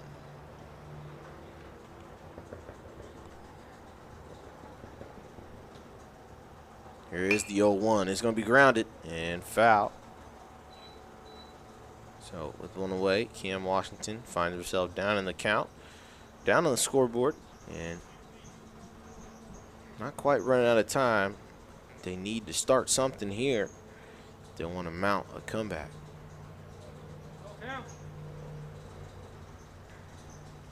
Ooh.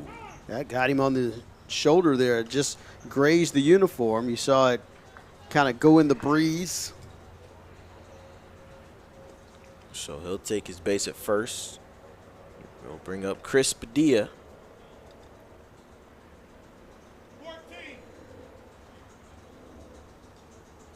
So we'll have a pinch hitter. Now batting for the Royals, number 14, Chris Padilla.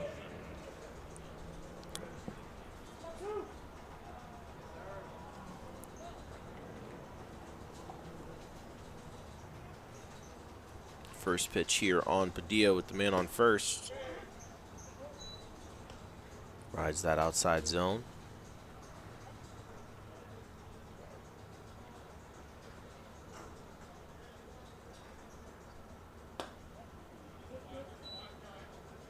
This time it's too far outside for ball one.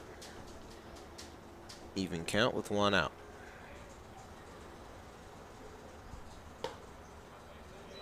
Outside, ball two now.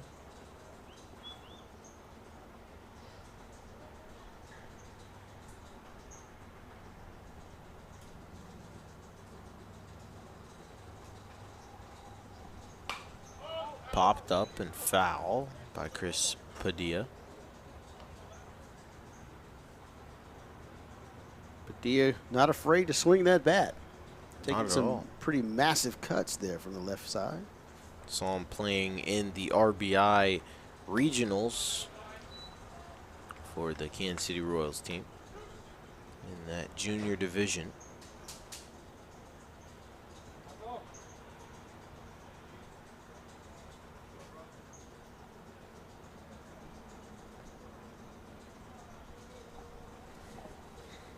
Runner will go. Cam Washington. Padilla struck out.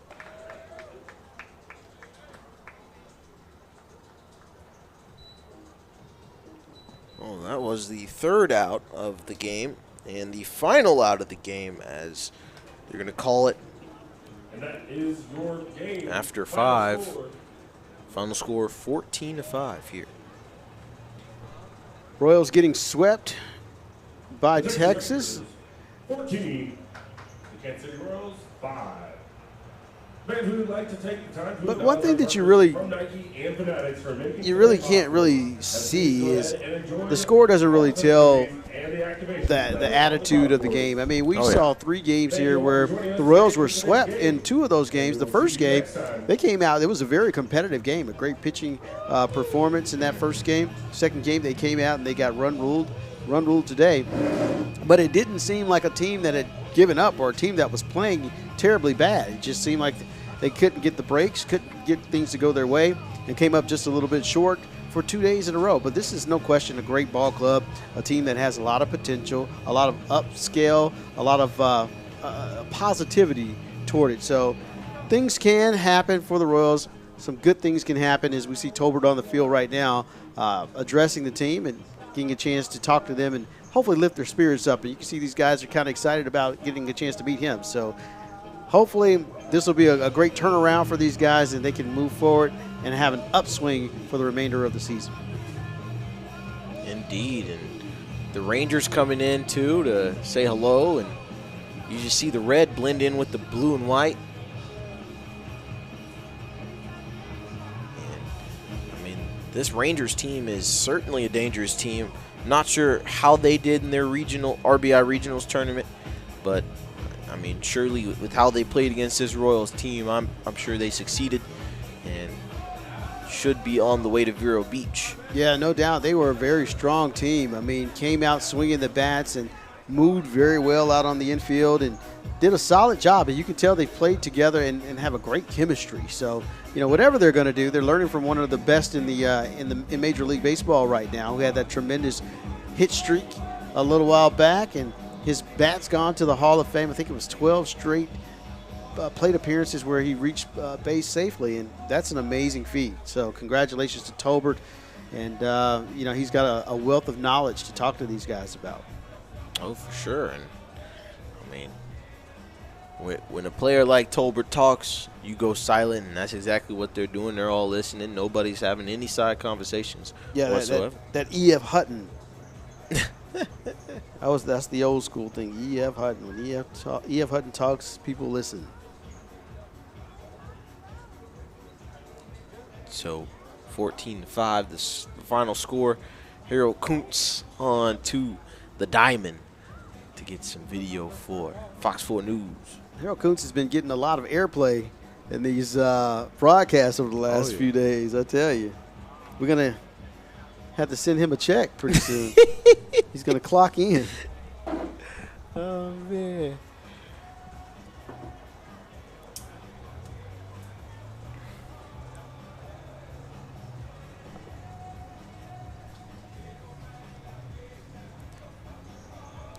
And so with that, Game 3 of 3 is over, and we've had a great weekend of baseball here in Kansas City. We thank you all for tuning in once again via Action Unlimited. And don't forget, now we are not afraid to travel. As a matter of fact, we're going to pack up as soon as we leave here. We're headed to the airport, and we're off to another adventure so we can come to your town as well. If you ever need any services, whether it be sports, athletics, event coverage, just give us a buzz. Give us a call. Make sure you like, you subscribe. You can reach us at email by djacksontv@gmail.com. Once again, that's DEE Jackson TV at gmail.com. Would love to hear from you. Would love to come and see you and your youth, whether it be basketball, football, baseball. We've got you covered. And as we say at Action Unlimited, we got game. And we hope to see you at your game. So for Will Washington, for Tress Jackson, who has been directing and producing all weekend long, and all of us here from Action Unlimited, we will see you at the game. Take care, everybody.